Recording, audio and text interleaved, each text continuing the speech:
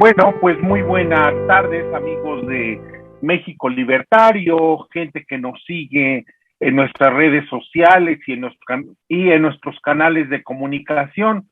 Yo les doy la más cordial bienvenida a este nuevo conversatorio de México Libertario, el número 68, que ya hemos desarrollado a lo largo de 68 meses.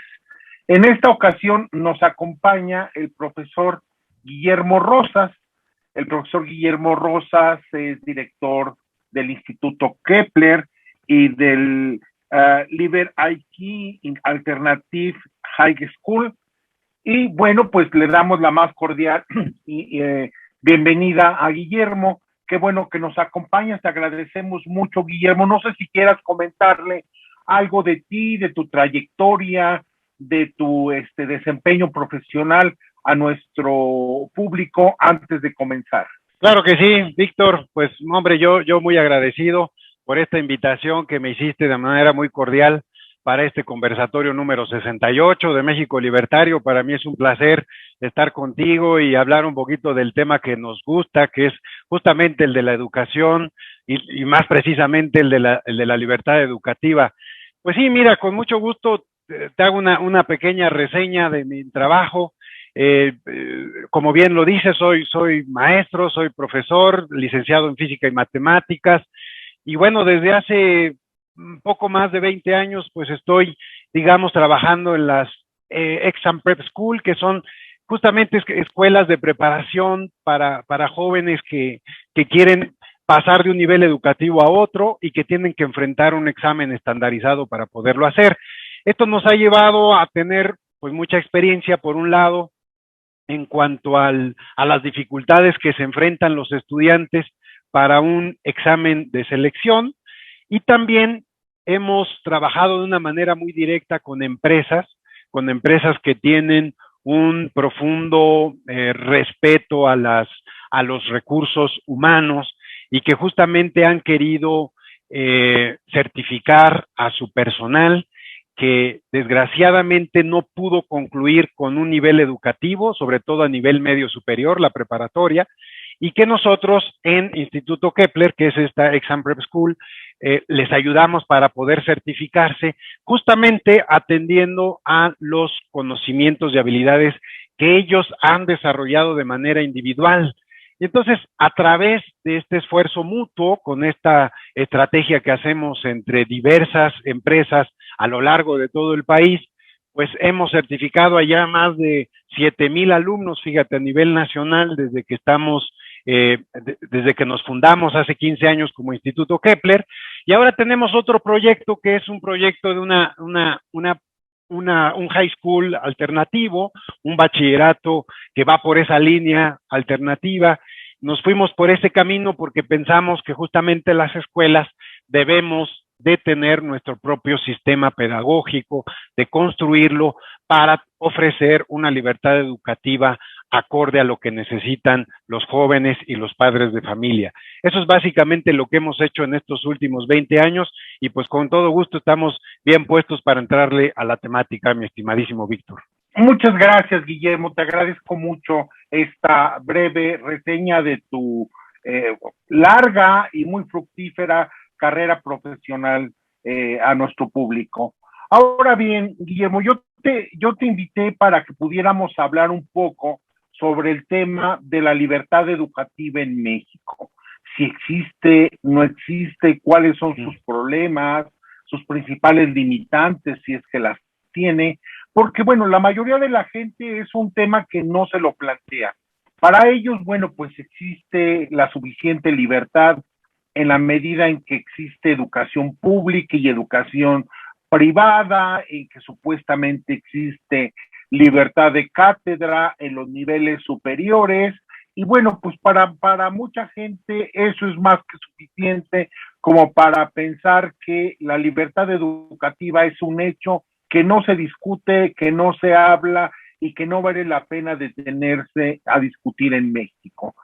Sin embargo, yo tengo una visión distinta, que piensa que, bueno, existe suficiente intromisión del gobierno, del Estado, en los contenidos educativos, en la organización de las escuelas, desde sus más niveles más inferiores, como para pensar que la libertad es una mera ilusión. Pero yo quisiera, bueno, que alguien con la suficiente experiencia nos pudiera dar unas palabras sobre el tema, y esa fue la razón de la invitación. Y entonces, pues, adelante, Guillermo, si tú no tienes otra cosa que decir. Claro que sí, Vic, con mucho gusto. Pues mira, yo creo que para profundizar en el tema, primero tendríamos que hacernos la pregunta, ¿a qué nos referimos con exactitud, con libertad educativa? Y pues a mí me gustaría empezar con esta respuesta, que es muy breve. Finalmente yo creo que es el derecho que tenemos los ciudadanos de educarnos por nuestros propios medios. Yo creo que esa sería una definición bastante sensata, bastante lógica, es decir, el derecho que tenemos los ciudadanos a elegir modelos educativos acordes a nuestras preferencias y a nuestras formas, sobre todo, de entender la vida, porque cada persona somos individuales, tenemos distintos valores, distintos códigos de ética, y por lo tanto deberíamos de tener la posibilidad como ciudadanos de tener distintas alternativas, ¿sí? Y por el otro, pues también yo creo que podríamos hablar de la libertad que tienen los padres de familia entre las distintas metodologías pedagógicas existentes para sus hijos, es decir, poder decidir qué metodología sería la más acorde hacia sus hijos. Entonces, por un lado, los ciudadanos adultos, tenemos un derecho de poder elegir, dentro de todas las posibilidades, la educación o los métodos educativos que mejor nos asientan para nuestra propia vida, y desde luego los padres de familia, pues la libertad que tienen para poder elegir estos planes de estudio de acuerdo a lo que requieren sus hijos, ¿no? ¿Qué tipo de libertad, o a qué nos referimos que podíamos elegir nosotros como ciudadanos independientes o bien como padres de familia para nuestros hijos? Bueno, pues hay distintas formaciones que aparentemente suceden allá afuera, que ahorita vamos a ver con más precisión. Yo estaría estaría con la idea de que no precisamente se ejecuta tal libertad educativa porque no hay muchas alternativas, aunque aparentemente lo hay. Por ejemplo, está la formación laica, ¿sí? Esta formación que se hace desde un punto de vista, pues, no religioso, muy particular, o inclusive está la formación religiosa, ¿sí? Hay escuelas que tienen este tipo de instrucciones y que yo estoy a favor de que existan, pues, muchas más posibilidades, ¿no? O está la instrucción a la que nos hemos acostumbrado, que es la oficial, es decir, la nacional, revolucionaria, que viene ejecutándose prácticamente desde los últimos 100 años en nuestro país de una manera interrumpida, y que es principalmente la que tiene el mayor tipo de pensamiento, la mayor identidad, ¿no? También otra posibilidad podrían ser el homeschooling, que es una alternativa que tenemos los padres de familia para poder brindar un sistema educativo hacia nuestros hijos. ¿Cómo se desarrolla? Pues el homeschooling, pues siendo nosotros los propios maestros de nuestros hijos, tal como se ejecutaba hace 400, 500 años en distintos países de Occidente.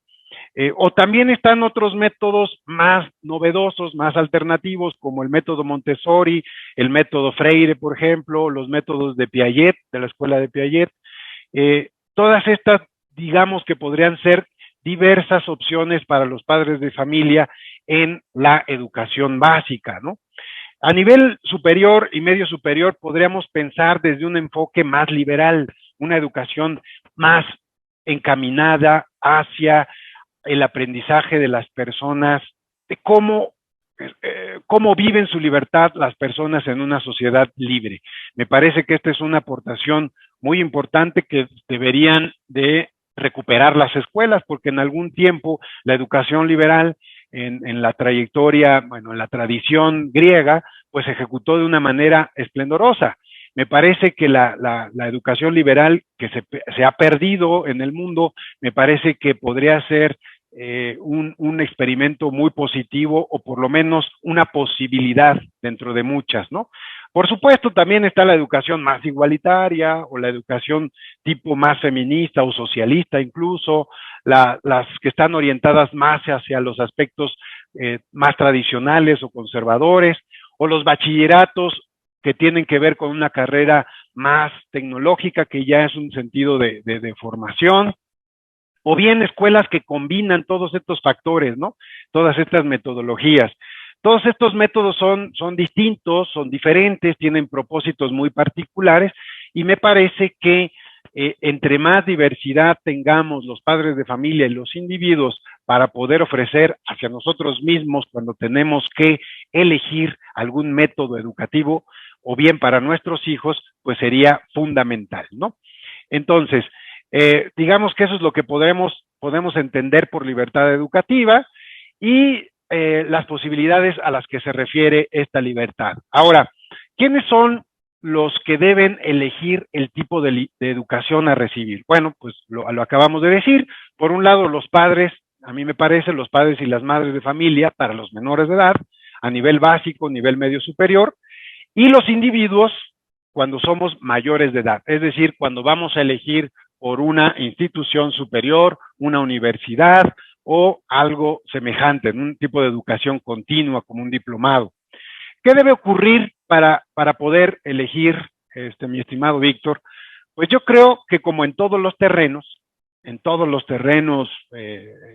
diversas posibilidades, me refiero a la diversidad de posibilidades, ¿no? Entre más posibilidades tengamos padres de familia y ciudadanos libres, podemos tener una mejor elección para nosotros mismos o para nuestros hijos.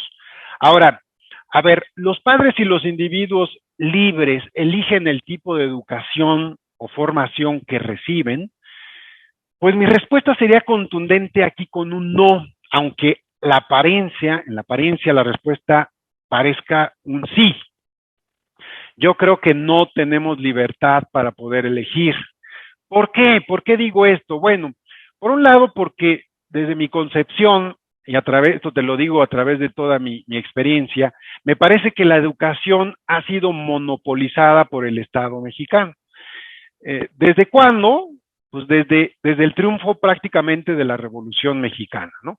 Es cuando se hace muy visible este hecho, el Estado toma las riendas de la educación, incluso esto se ve muy claramente en la Constitución, y aparentemente esto no genera problemas, porque ¿en manos de quién podría estar mejor la educación si no es que del Estado, ¿no? Y este es un grave problema para las libertades, porque justamente cuando el Estado monopoliza la educación, pues es nada más y nada menos quien decide qué tipo de educación van a tener nuestros hijos o nosotros como personas adultas. Es cierto que la Iglesia influye en la educación durante la colonia, en los siglos XVI, XVII, XVIII, o en el México independiente, ¿no?, del siglo XIX, aunque la educación en esas épocas no era concebida como hoy la vemos, como hoy la valorizamos. El Estado monopoliza, como decimos, esta educación desde el siglo XX, desde el siglo XX, bueno, particularmente en este siglo, y lo hace ya de una manera muy categórica y muy definitiva. En la narrativa nacional revolucionaria del México del siglo XX, se manifiesta que la educación es un derecho, es decir, un derecho positivo. ¿A qué me refiero con esto? Que la educación de A, ¿sí?, la proporciona B. Hay que obligar a B para que A tenga una educación. Hasta ahí, digamos que aparentemente no hay lesión alguna, no hay lesión a las libertades. Sin embargo, el problema viene cuando en la práctica, pues tratamos de distinguir quién es A y quién es B, porque ahí es donde se generan muchas, pero muchas injusticias. ¿Por qué decimos que no hay libertad educativa, Víctor? Bueno, pues porque no hay libertad real para las escuelas en cuanto a las propuestas alternativas o métodos distintos a los que define el gobierno y la burocracia en turno. Sí, así es. Y esto sucede en escuelas públicas y privadas, ¿sí? ¿Qué tipo de formación tenemos? Pues una educación concentrada para sustentar ese nacional revolucionario que nos gobierna desde principios del siglo pasado, porque es ahí donde se basa toda la mitología, todo lo que tiene que ver con la idea que hoy concebimos como nación. Y por lo tanto es una visión muy dominante en México. Uno no puede ir tan fácil contra esa narrativa, porque la mayoría de las personas fundamentan que eso es lo lógico, eso es lo normal, y por lo tanto la educación tendría que estar en manos del Estado. ¿Existen modelos alternativos hoy en día? Pues han sido muy pocas realmente las escuelas que pueden escaparse del dogma nacional revolucionario. Las opciones reales surgieron pues a principios del siglo XX, Víctor, o sea, pero con muy pocas alternativas y muy diezmadas. Es decir, hace apenas pocos años que empiezan a surgir escuelas en México, pero que no han tenido una trayectoria destacada porque la mayoría de las personas sigue buscando escuelas oficialistas. ¿A qué me refiero con esto? Bueno, porque no hay alternativas pedagógicas. ¿Qué quiero decir con esto? En principio, porque todas las escuelas, Víctor, son obligadas, tanto públicas y privadas, a mantener un sistema oficial. Hay que recordar que los planes y programas de estudio son definidos verticalmente, ¿sí? Como se hacen muchas cosas en este tipo de países, es decir, desde arriba hacia abajo. Gobernantes en turno y burócratas con poder, y ahí incluyo a muchos sindicatos, son los que toman las decisiones en las riendas de la educación. Es decir, que estamos educando a nuestros hijos en estas manos, o sea, nuestros niños están en manos de estas personas y justamente ahí es donde empiezan pues gran parte de la problemática. ¿Por qué no las escuelas particulares tienen derecho a ofrecer distintas alternativas pedagógicas? Porque uno podría pensar que las escuelas particulares sí ofrecen alternativas diferentes a las gubernamentales. Digo, aparentemente sí, pero ya vimos que no, porque la manera que tiene el Estado para obligar a todas las escuelas públicas y privadas, pues es por medio de la incorporación o la adscripción. Miren, por ejemplo, las escuelas religiosas del siglo XVI, XVII o del XVIII, que han estado presentes en mucho tiempo en el país, lo que hicieron fue adaptarse al oficialismo. Es decir, no dejaron sus plataformas religiosas, pero lo que hicieron fue acoplar los métodos de la narrativa, esta que hablamos, nacional revolucionaria, a su plataforma educativa. Y pues realmente pues han tenido una gran influencia de este dogma nacional revolucionario en pues muy parte de sus plataformas y sus programas. ¿Qué significa que las escuelas públicas y privadas sean obligadas a proponer alternativas? Bueno, las escuelas públicas de educación básica no pueden tener opciones pedagógicas diferentes a las marcadas por la ley educativa. En lo público simplemente no se puede, es imposible. ¿Por qué? Pues porque los cambios son totales. En las escuelas públicas así es como se ejecutan los cambios.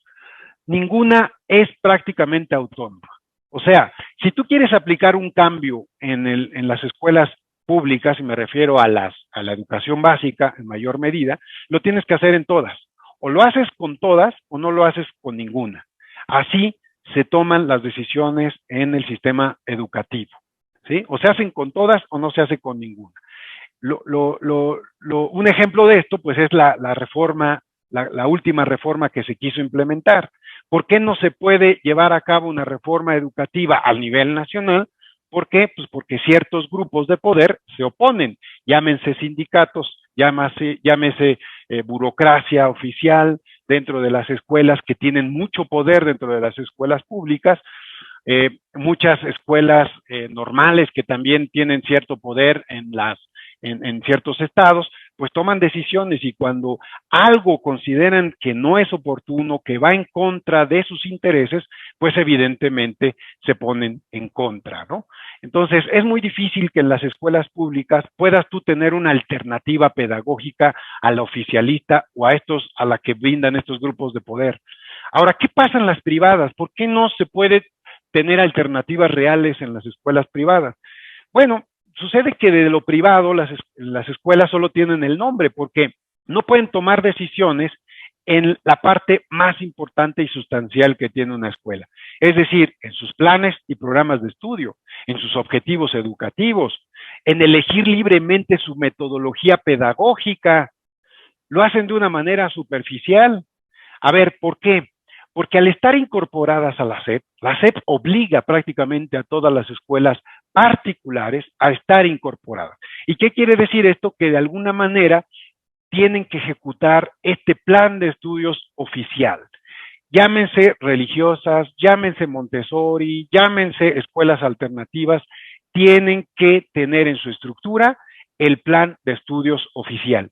Es decir, que terminan siendo particulares muy por encimita, porque por dentro escuelas públicas y privadas son prácticamente las mismas, ¿sí? Al estar incorporadas a la SEP tienen que seguir al pie de la letra toda la metodología oficial. O sea, toman alternativas pero muy banales, muy superficiales, nada en lo estructural, ¿sí? ¿Cuál es la diferencia que tienen las escuelas particulares con las escuelas públicas hoy en día? Pues sus instalaciones, porque ambas escuelas, primarias, secundarias, tienen prácticamente los mismos planes y programas en su parte estructural. Entonces, ¿qué las distingue? Pues sus instalaciones, ya los decía, su nivel de profesorado, por ejemplo, su nivel que pueden tomar unas y otras en los idiomas, el tipo de nivel social de los estudiantes que acuden a unas o a otras, pero insisto, no en lo sustantivo, no en lo determinante, no en los contenidos pedagógicos. Eso no se puede en México. Un ejemplo, que puedo ejemplificar, pues es con el sistema Montessori. El sistema Montessori que se aplica por ahí de los años 80 en México, no hace mucho tiempo, pues el sistema Montessori es algo totalmente distinto a la forma de educar de la Secretaría de Educación Pública, es decir, al sistema oficialista. ¿Qué tuvieron que hacer las escuelas que hoy se llaman Montessori para poder existir? Pues tomar el método oficialista y solamente adaptar ciertas cuestiones muy superficiales del método Montessori a este plan oficialista. Por lo tanto, es un claro ejemplo, las escuelas Montessori, de que la educación está controlada en sus adentros por el Estado. Eso le pasa prácticamente a todas las escuelas particulares y, como ya lo vimos, a las públicas también. Ahora, ¿qué implicaría que una escuela pública de educación básica, por ejemplo, pudiera elegir por sí misma sus planes y programas de estudio, sus metodologías pedagógicas? A ver, la secundaria que tengo yo aquí al lado de mí, ¿por qué no puede tomar esas decisiones particulares, individuales, para el mejoramiento o el aprovechamiento de sus alumnos? Lo podría hacer, pero va a implicar ir en contra de una supervisión. Recuerda que todas las escuelas públicas tienen una supervisión y esa supervisión también incluye a las escuelas particulares. Todas las escuelas también tienen una coordinación sectorial y estatal. ¿Qué hacen estas coordinaciones? Visualizar o supervisar que todo el plan de estudios se aplique al pie de la letra en escuelas públicas y en escuelas particulares, ¿sí? Con el agravante de que también hay pues terribles consecuencias de los sindicatos, que también pues hoy en día, todos sabemos, toman decisiones y esto pues agrava el asunto porque pues no nada más tienes a los políticos, a los gobernantes tomando decisiones, sino que finalmente ahora los supremos sindicatos de la educación mexicana, pues también toman decisiones para todos los alumnos. Entonces, si tú como escuela pública quieres ir en contra del oficialismo, pues prácticamente estarías en rebeldía y pues te echarías encima a todo un sindicato, a todo un grupo de poder magisterial, te tacharían de querer privatizar un bien público, ¿sí? Porque yo he conocido profesores muy destacados de las escuelas públicas que tratan de hacer cosas diferentes, pero que no la pueden aplicar porque justamente dentro de las escuelas pues están estos grupos de poder que se oponen a estos cambios, ¿no? Entonces, pues ahí están los sindicatos diciendo, esos de allá quieren privatizar la secundaria número tal y por lo tanto hay que quitarlos, hay que tumbarlos y finalmente no se logra hacer gran cosa. Debo decirte que el peor insulto que te pueden hacer dentro del sistema educativo es que justamente quieras privatizar un bien público. Y bueno, pues esto pues es no solamente una aberración, sino que es una incongruencia, porque todos sabemos que los bienes públicos, y particularmente en las escuelas públicas, están privatizadas, y lo digo con todas sus letras, están privatizadas por estos grupos de control, llámese Sindicato Nacional de Trabajadores de la Educación o Coordinadora Nacional de Trabajadores de la Educación, o mismos porros de la Secretaría de Educación que tienen controladas estos grupos, ¿no? O estas escuelas. Entonces, finalmente, sí hay mucha privatización dentro de lo público, pero claro, como depende de estos señores, pues no es un problema que nosotros tengamos tan a la vista o se nos haga tan injusta la medida, ¿no? Pero eso sucede en los estados de Guerrero, de Chiapas, de Oaxaca, donde todas las escuelas prácticamente, ¿sí?, están controladas y tienen dueño. Tienen dueño a través de los sindicatos y los grupos de poder. Ahora, evidentemente no se puede hacer desde lo público. Ahora, se podrá hacer desde el medio privado, ventilar una posibilidad alternativa realmente en su estructura al sistema estatal o oficial. Pues para proponer un modelo verdaderamente alternativo al oficial, como escuela privada, tendrías que hacerlo, fíjate, mi querido Víctor, a través de negar la posibilidad de la incorporación oficial. Es decir, no estar por la incorporación. Tendrías que irte por un camino que es bien difícil de transitar, porque para que una escuela privada se vaya por el camino de la no incorporación, a la Secretaría de Educación Pública, tendría que hacer su propio caminito. ¿Y cuál es el problema? Pues que cuando tus estudiantes o tus egresados logren terminar el nivel educativo a quienes estás formando, pues no vas a poderles dar un certificado individual de tu parte, de tu propia escuela, porque este certificado no va a contar. Como no estás incorporado, entonces la misma Secretaría de Educación Pública dice, a ver, solamente cuentan los certificados que tienen que ver con las escuelas que están incorporadas a la misma Secretaría de Educación Pública. Y por lo tanto, todas las escuelas que no están incorporadas no tendrían esta forma de certificar a sus alumnos.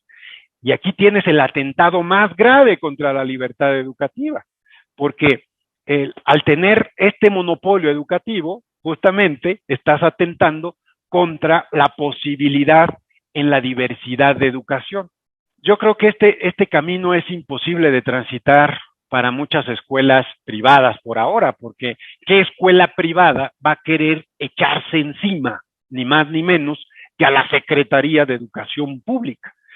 No, o sea, tú lo que haces es tratar de evitar problemas. Y entonces, ¿qué hacen las escuelas particulares?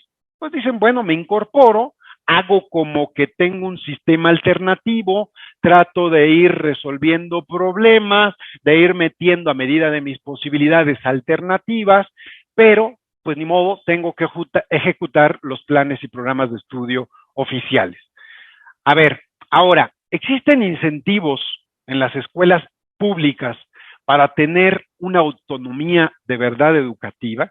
O sea, ¿pueden existir estos incentivos en lo público para llegar a una autonomía educativa? Pues tampoco. Ya lo decíamos que no hay posibilidad, pero tampoco existen incentivos. ¿Por qué? Pues porque dichos bienes públicos en realidad tienen un sentido de pertenencia privada, ya lo decíamos, ¿no? Hay grupos de poder que tienen un sentido de pertenencia sobre las escuelas, ¿sí? Todos sabemos que las escuelas públicas tienen un dueño, no particularmente un dueño como tal, pero sí hay un sindicato de poder, hay grupos de poder que las tienen controladas. Entonces, estos estos centros, pues evidentemente que están controlados por sindicatos, por burocracias de poder, por la misma Secretaría de Educación Pública, pues les impide tener una autonomía educativa, nada más van por una autonomía de pertenencia, es decir, por el control de los planteles. No se preocupan jamás por la mejora educativa, sino más bien se preocupan por una autonomía de pertenencia para estos grupos que les lleve a tener el control de estos planteles. Esto lo vemos en muchos estados de la República y en muchas escuelas oficiales. Y esto nace a través, particular desde que el Estado tiene monopolizada la educación. Entonces, son injusticias que no solemos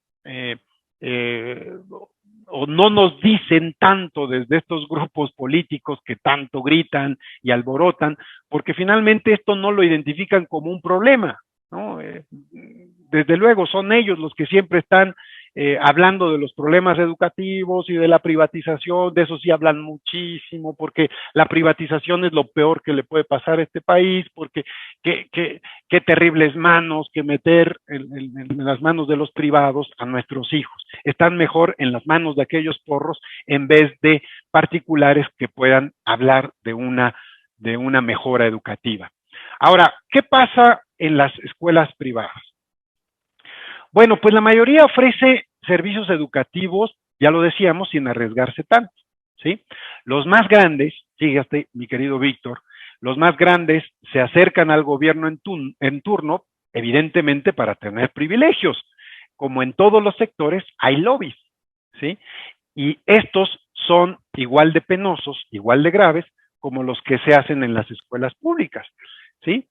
Pero nunca van por la mejora de la educación en México ni de los niños mexicanos. Mira, te voy a hablar, por ejemplo, de un caso, el Tecnológico de Monterrey. Todo el mundo ubica esa universidad privada. Esta universidad no tiene un REBOE, es decir, no tiene registros de validez oficial de estudios. Por ejemplo, es de las pocas universidades en México que no lo tienen. ¿Y por qué no lo tienen? Pues por un decreto presidencial. ¿Y por qué hay un decreto presidencial que favorezca al Tecnológico de Monterrey? Pues porque un grupo empresarial importante decide tener su propia universidad y por lo tanto se acerca al gobierno en turno y logra tener un decreto presidencial. ¿Qué es un decreto presidencial? Pues una característica, algo que te hace distinto a los demás y por lo tanto vas a tener un derecho que otros no tienen. Es decir, estás ejerciendo un lobby en el sector privado. Yo no estaría en contra de que esto pudiera llevarse a cabo, pero si así se puede desarrollar en el TEC de Monterrey, pues que también se haga en el resto de las escuelas. ¿Por qué nada más con los que se acercan con papá gobierno para hacer lobbies? Podríamos tener todas las escuelas particulares la misma posibilidad, pero claro, esto en este tipo de países, insisto, pues no se ve tan a menudo, mi querido Víctor.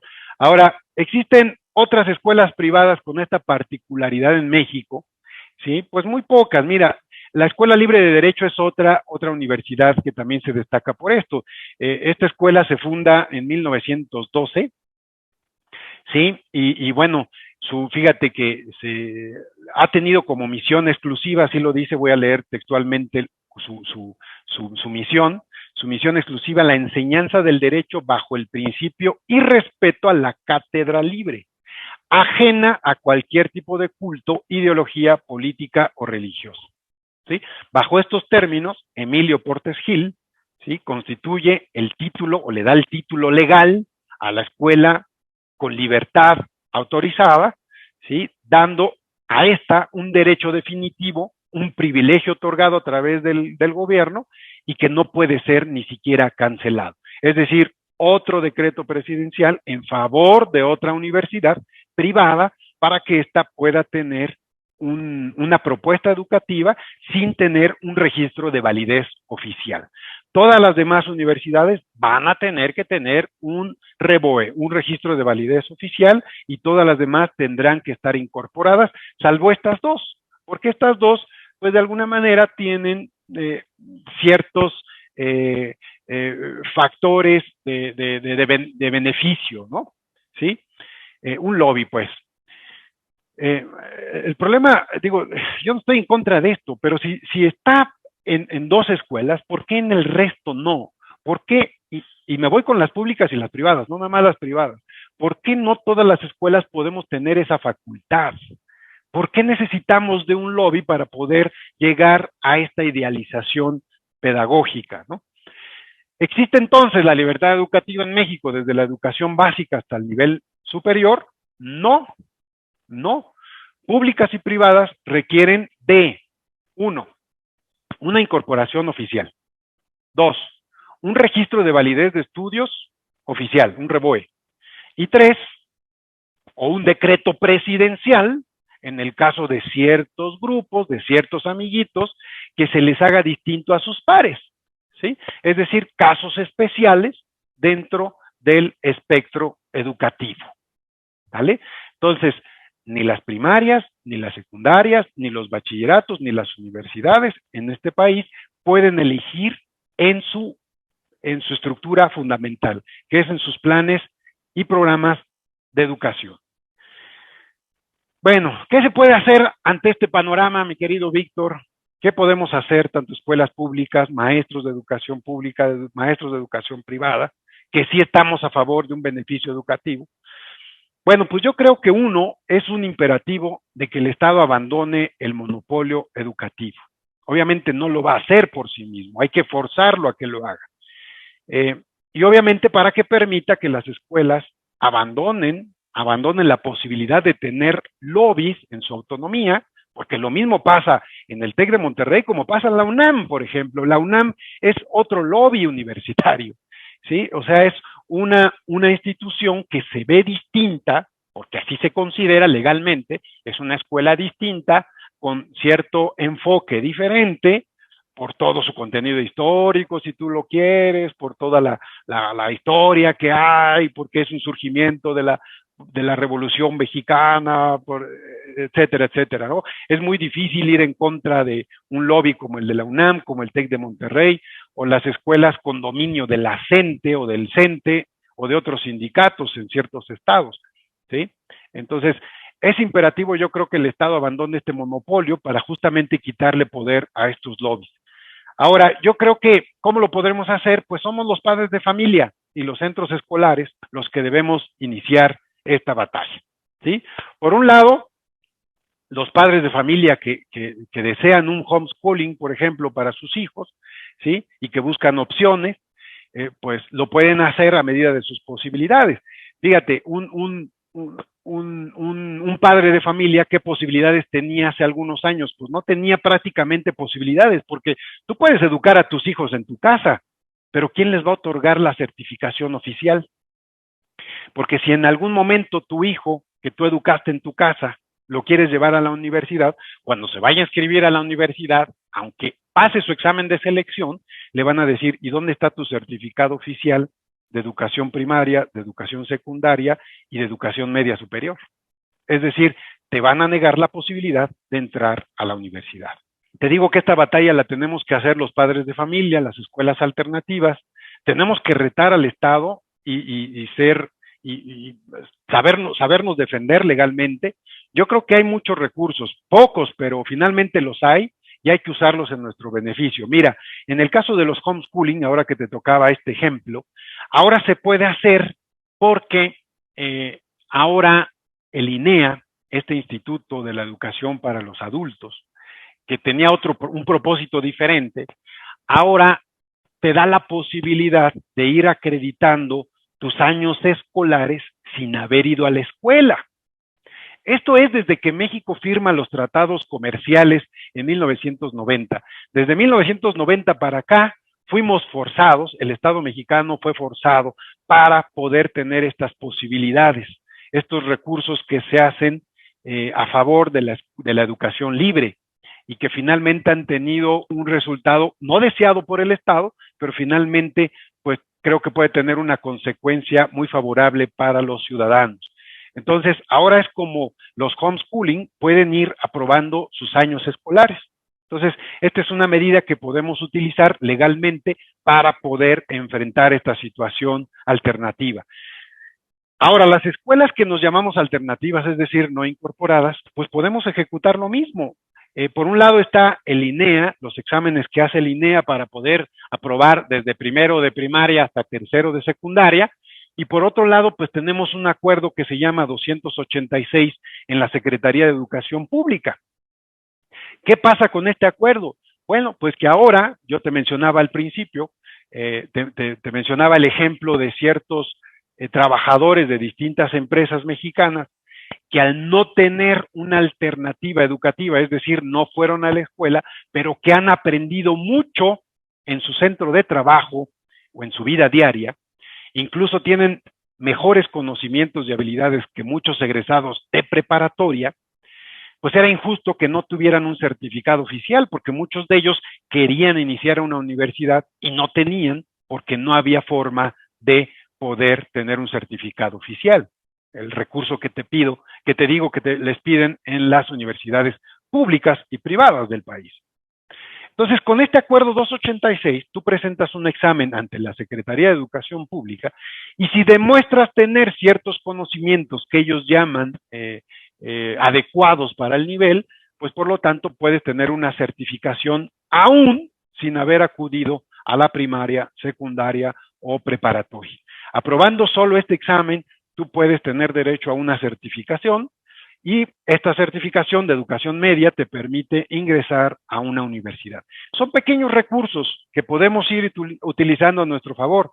Es lo que hacemos en Libérica High School, porque pues al no estar incorporados, nuestros egresados sí necesitan una certificación oficial. No deberían necesitarla. Sin embargo, pues no podemos salirnos de la realidad y por lo tanto, pues ahí está la posibilidad de tener un certificado oficial. Con esto te quiero ejemplificar que tanto homeschooling como escuelas alternativas de nivel primaria, secundaria, nivel medio superior, podemos tener o brindar una alternativa pedagógica realmente significativa y no desde el punto de vista estatal. Entonces, otro punto importante, como ya te decía, pues es romper con el mito de la certificación oficial, porque todos damos por sentado que cualquier persona que tiene un título, este título tiene que ser reconocido por la Secretaría de Educación Pública o de alguna institución que públicamente tenga un cierto valor de autoridad, ¿no? Que sea una figura de autoridad en materia educativa.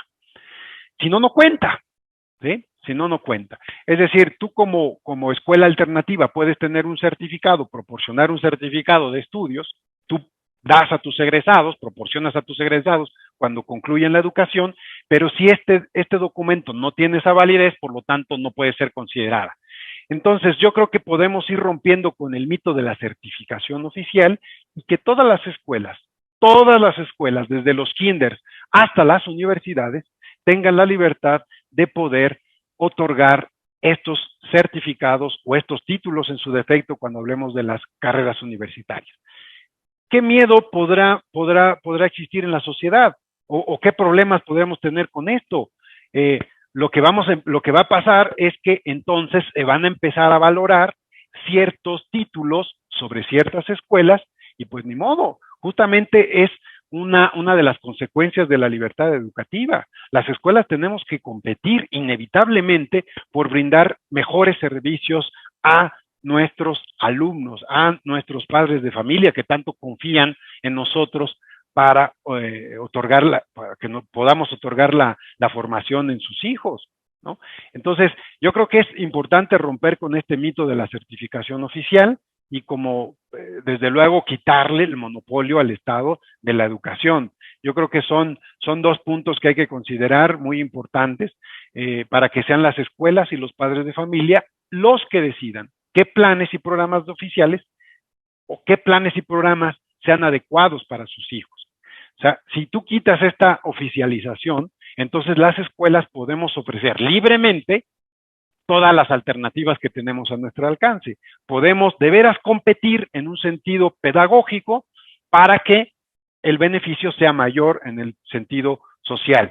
Así es que ahí estarán los sistemas religiosos, los laicos, los socialistas, los liberales, los que incluyan o no deberes a los niños, los que definan ciertos valores y criterios morales en sus códigos pedagógicos, que puedan decidir las escuelas sobre cuántas horas sus alumnos van a tomar para actividades artísticas, tener o no educación física dentro de sus planes, definir las horas para matemáticas y a qué nivel de matemáticas tendrán que desarrollar sus jóvenes, si va a haber programación o no va a haber programación, si va a haber idiomas y qué tipo de idiomas, si hay actitud empresarial dentro del plan de estudios, si hay enseñanza de liderazgo, por ejemplo, o que los contenidos sean multidisciplinarios, es decir, que un problema sea visto no desde una sola materia, sino desde distintos puntos de vista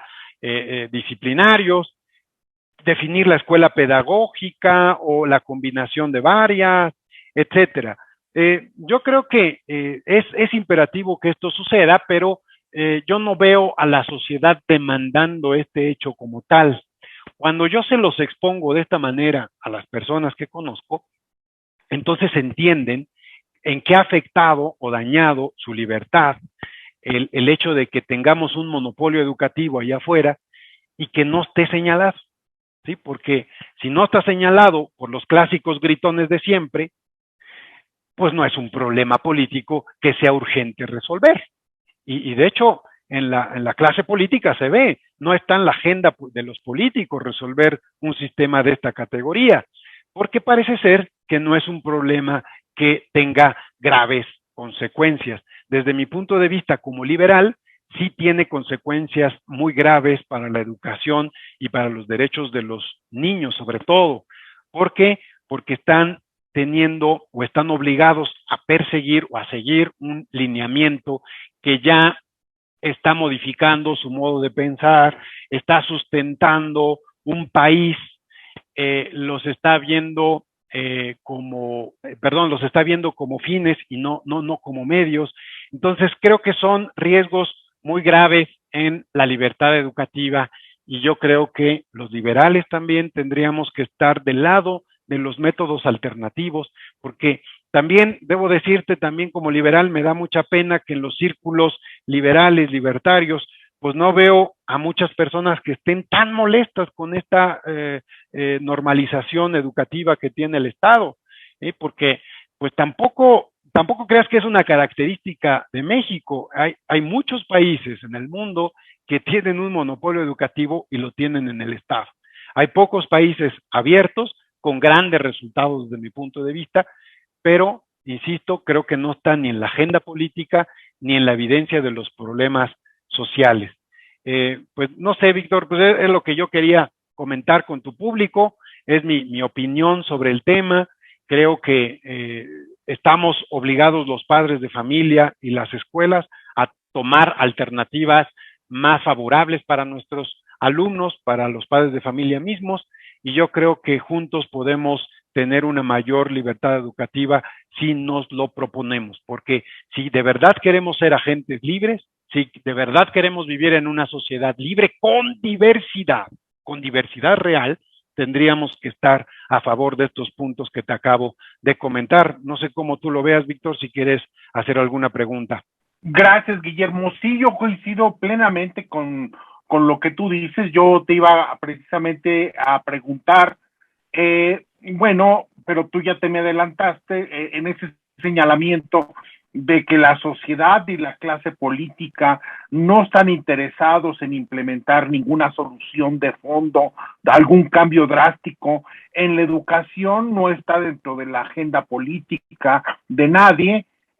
Y bueno, pues en buena medida, a lo mejor pueda parecer exagerado, pero parece que nada ha cambiado en México en materia educativa desde las épocas de don Plutarco Elías Calles, el cual instituye esta sociedad corporativa que vivimos, copia del fascismo italiano. Que no se nos olvide esto, que no se nos olvide, somos una sociedad todavía corporativa que refleja mucho del fascismo italiano, en buena medida porque así nos hemos acostumbrado y así hemos vivido muy cómodos a lo largo de las décadas hasta que no vienen precisamente fenómenos externos a obligarnos a cambiar, llámese el Tratado de Libre Comercio, el acceso al gas, ahora los nuevos cambios en el TEMEC con su impronta de cambios sindicales, por ejemplo, de libertad sindical. En fin, somos una sociedad, no lo olvidemos, jerarquizada y corporativizada. En buena medida, bueno, pues eso es lo que somos, y en buena medida, por eso tampoco existe un gran interés por parte de familias, padres de familias, madres, actores políticos, por hacer algún cambio. ¿Tú qué piensas de esto, Guillermo? Híjole, Víctor, pues sí, yo estoy de acuerdo contigo y me parece que igual, o sea, yo considero que es el triunfo de la política del momento, es el triunfo de todas estas ideas que vienen desde el fascismo, desde luego, así lo considero, del corporativismo mexicano, por supuesto, de la Revolución Mexicana, de esta visión que tenemos en términos generales como país, que es a partir del triunfo de la Revolución Mexicana donde se sustentan las bases de esta nación, y no es así. Finalmente, eso ha ido en contra de la diversidad. Hoy que se habla tanto de la diversidad, fíjate, no se toca el tema de la diversidad educativa. Y lo que estamos proponiendo, pues no es una medida radical. No queremos desaparecer a la Secretaría de Educación, no queremos desaparecer a la UNAM o al TEC de Monterrey. No, ni privatizar a la educación. Ni privatizar a la educación, ni quitar a los sindicatos de la educación, que estén ahí, que tengan también alternativas pedagógicas, desde luego, pero que nos dejen actuar a las escuelas que no estamos de acuerdo con los métodos oficialistas. Yo creo que esto es muy importante, o sea, que abran una pequeña ventanita y que nos den cabida para estas personas que consideramos que eso tiene efectos muy graves en la libertad de las personas. Así es que, pues, yo creo que se puede hacer, Víctor. O sea, vamos a abrir un poquito esta diversidad y por ahí vamos a salir. No va a haber nadie que nos quiera aplastar, porque no estamos denunciando ni quitando que se eliminen a ciertos grupos, como yo te digo. Nada más que nos dejen ser, que nos dejen elegir y nos dejen proponer. Ojalá sea posible esto, Guillermo. Y hay otra cuestión que me llama poderosamente la atención, y es que la sociedad se ha acostumbrado a este modelo y no exige ni está en la posibilidad de nadie de exigir un cambio. Y en cambio, por ejemplo, existe una gran viveza y creo que un gran convencimiento en la sociedad de no permitir en muchos sentidos, a pesar de que puede tenerse alguna opinión contraria a la forma en que se hizo, pero muchas de estas empresas privatizadas en la década de los 80s y de los 90s, tipo Teléfonos Mexicanos, por ejemplo, Teléfonos de México. Bueno, nadie está pidiendo que Teléfonos de México regrese, nadie está pidiendo que todas estas empresas que eran un refugio de corrupción y de compadrazgos regresen. ¿Por qué? Porque realmente creo que buena parte de la sociedad mexicana ha entendido que las empresas públicas, al final de cuentas, son del político, de la camarilla, del sindicato que las maneja. Y eso sería, y por el contrario, no ha trasladado esa experiencia a las escuelas. Para ellas las escuelas siguen siendo imágenes de lo mejor que el Estado puede dar, sin entender que un Estado que empobreció al país, sus burocracias, sus sindicatos, a través de empresas públicas, ¿por qué no podría hacerlo también con las escuelas públicas, que son básicamente semilleros de pobrezas, y una serie de ideas de atraso y miseria? En parte me parece que ha sido muy eficaz el manejo ideológico del Estado para separar que una cosa es el manejo de algunas empresas que pudo haber sido cuestionable, pero las escuelas son todo lo contrario. Son receptáculos de lo mejor de la nación y del Estado, y me parece que no ha habido ese aprendizaje por parte de la sociedad. ¿Qué piensas tú, Guillermo? Sí, así es, Víctor. Pues es justamente lo mismo que estamos diciendo, es el triunfo de toda la retórica, o sea, porque es una narrativa que va directo a las emociones, Víctor. O sea, creo que el método ha funcionado porque sí ha, digamos que, sustentado las bases tipo de una religión, ¿no? Una religión de Estado. O sea, no es un discurso sencillo, banal, no, es un discurso que tiene un propósito muy profundo, con una carga ideológica muy imperante, muy determinante. Entonces, no es tan fácil ir en contra de estas ideas, ¿eh? No es tan fácil, porque tienes que romper con muchos paradigmas. Las personas tendrían que estar dispuestas a identificar otro tipo de problemas, otro tipo de circunstancias, y entender que en efecto no todo lo que se hace en lo público tiene que ver con un sentido a favor de la población, de las personas, de los ciudadanos o de la libertad de los ciudadanos. Esto pasa en todos los sectores y por supuesto el sector de la educación incluido. No es un romance lo que vivimos en las escuelas públicas, no es puro amor lo que estamos viendo, aunque te digo, sí, en la retórica, pues los malos son los privados, los perversos somos siempre los privados, donde se cometen las peores de las injusticias, pero nunca en las escuelas públicas, nunca en los bienes públicos, porque ahí sí están a favor de los niños y no bueno, pues de todo el país en su conjunto, ¿no? Esta retórica funciona muy bien, tiene mucho éxito y por lo tanto yo creo que es justamente en las escuelas donde se tiene que empezar a romper con esta idea. Sí es algo de cierta rebeldía, o sea, ahora lo que estamos haciendo aquí en la preparatoria es justamente hablar a los alumnos de este factor y de muchos otros problemas. ¿Qué significa ser un ciudadano libre? ¿Qué significa o qué trascendencia tiene toda esta retórica de la que estamos hablando, que nace desde el fundamentalismo mexicano, del nacional revolucionario, ¿no? Por supuesto que no hacemos honores a la bandera, por ejemplo, y hay que explicarle a los jóvenes por qué no hacemos esos honores extravagantes a la bandera, por qué no tenemos las clásicas efemérides, ¿no? Efemérides que se hacen en todas las escuelas como si eso fuera una norma, como si eso fuera lo rutinario, lo adecuado. ¿Por qué no tenemos esta retórica de la Revolución Mexicana y por qué sí nos atrevemos a criticar a ciertos personajes que se ven en la Revolución Mexicana como ángeles, como dadores de las libertades, como un santoral, ¿no? Un cierto santoral laico muy difícil de entender. Eso creo que lo tenemos que ver dentro de las escuelas, pero sí debo decirte, Víctor, que sí estamos un poco pues a la deriva, porque si uno se atreve a hacer esto, pues finalmente pues corremos muchos riesgos. O sea, si a alguien no le caes bien, si alguien te quiere cerrar el paso de una manera definitiva, lo puede hacer, ¿sí?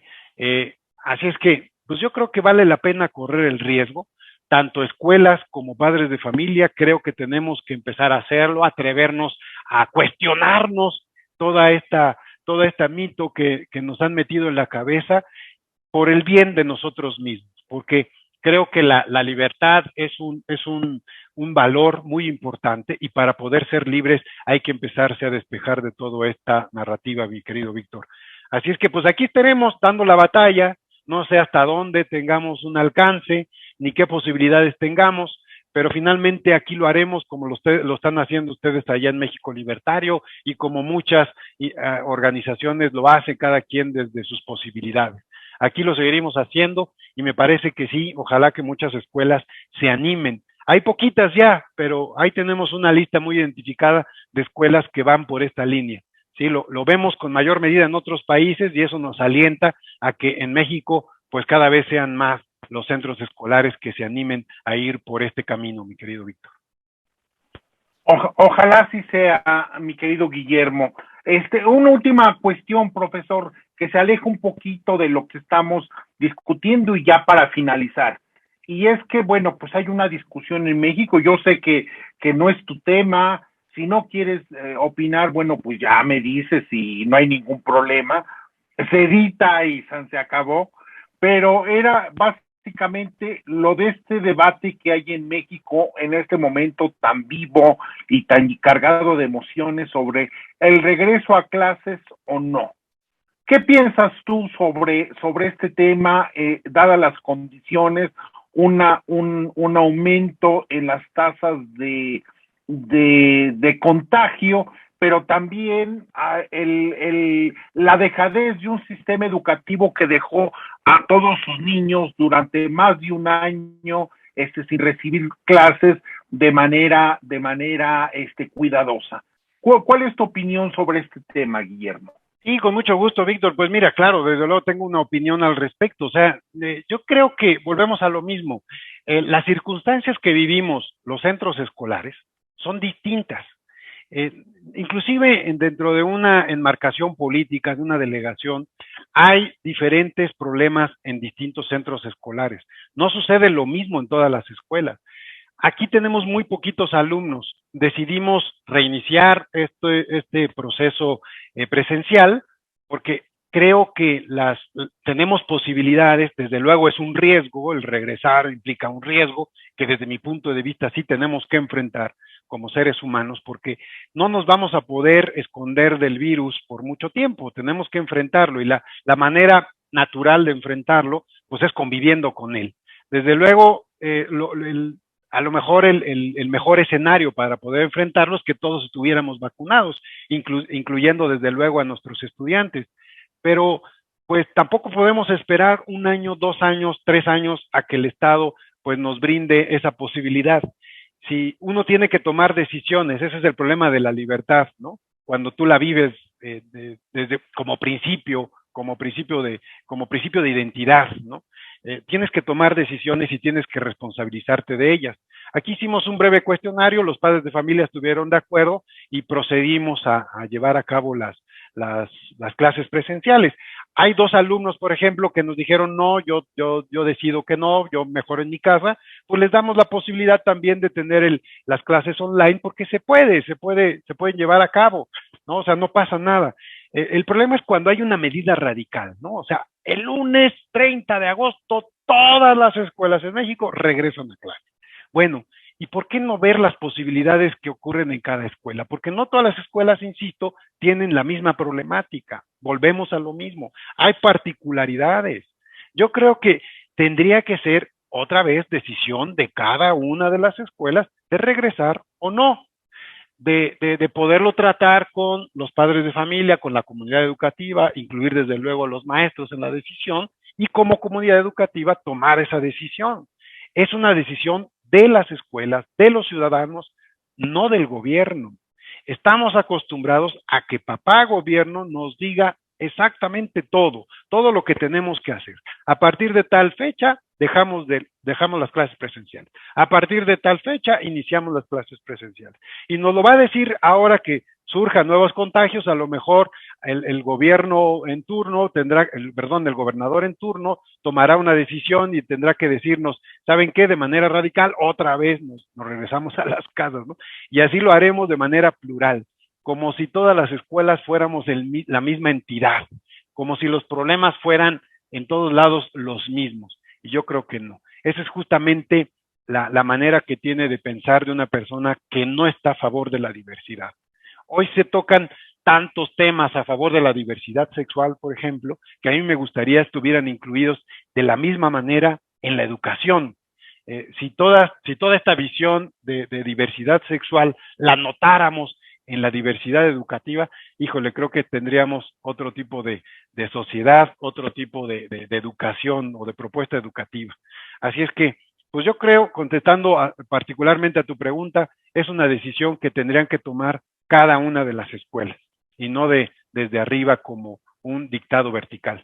Y al final, bueno, no deja de ser un reflejo más de la falta de libertad en el sistema educativo mexicano, ¿verdad? Otra de esas manifestaciones que se nos presentan y que nos dicen al oído, mira, fíjate, aquí está pasando una falta de libertad y no te estás dando cuenta, precisamente porque estamos a expensas del político, del mandamás, en turno, y bueno, pues eso es precisamente lo que pasa en nuestro sistema educativo. Pues muchas gracias, Guillermo, yo te agradezco mucho esta atención que has tenido para con nosotros, de todo el tiempo que nos has dedicado, que fue bastante, muchas gracias, te quedamos muy reconocidos, vamos a hacer la difusión de esto en los días posteriores, y bueno, pues yo te agradezco nuevamente tu atención, agradezco a todos los amigos de México Libertario el que nos estén acompañando en esta ocasión y en todas las actividades que realizamos constantemente en las redes sociales, en los distintos canales que están a nuestra disposición. Y bueno, pues muchas gracias a todos, nos estamos viendo en la próxima actividad y muchas gracias, Guillermo, te quedo muy reconocido. Gracias a ti, mi estimado Víctor, ya sabes en lo que podamos ayudar, será un placer colaborar contigo en México Libertario para un próximo conversatorio.